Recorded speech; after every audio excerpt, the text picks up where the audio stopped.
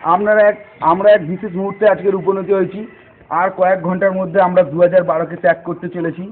সেই অনুযায়ী আমরা ত্রিদিব স্যারের অনুগত ছাত্ররা একটা মহা ভোজের আয়োজন করেছিলাম, শুধুমাত্র এটা এনজয়ের জন্য। এখানে আমরা সকল ছাত্র এসে উপনীত হয়েছিলাম। স্যার খুব অনুগ্রহের সাথে এই ফিস্টির আয়োজন করেছিল।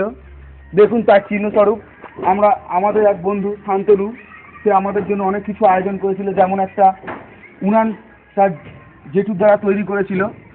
আর আমাদের স্যার সেই সকল বাজার থেকে নিজে থেকে আরম্ভ করে আমাদের জন্য সুসম্পৃষ্টভাবে এক খাদ্য ব্যঞ্জন আমাদের সামনে উপস্থাপন করেছিল। যদিও শুধু তাদের মধ্যে অনেকেই সাহায্য করেছিল, তাদের মধ্যে একজন হলো সঙ্গমিত্রা আর একজন হলো বসুতি, যে আমাদের খাদ্য পরিবেশন করেছিল। কিন্তু মহান জালালি মানে হচ্ছে রানী হলেন আমাদের সঙ্গমিত্রা। আর একে আপনারা দেখতে পাচ্ছেন, একে হয়তো আপনারা সবাই চেনেন। দেখুন পায়ের ওপর পা তুলে বসেছিল। খুবই আশ্চর্যজনক ঘটনা যে আমাদের সাথে এনজয় অংশগ্রহণ করেনি।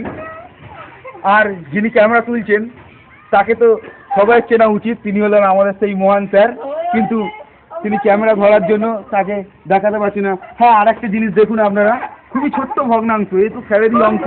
আপনারা দেখুন, বিশেষ আজকের দিনে স্যার মিষ্টি খাওয়াবার শপথ নিয়ে ঘোষণা করেছে। স্যার ট্রিপল থেকে 4 জন হতে চলছে।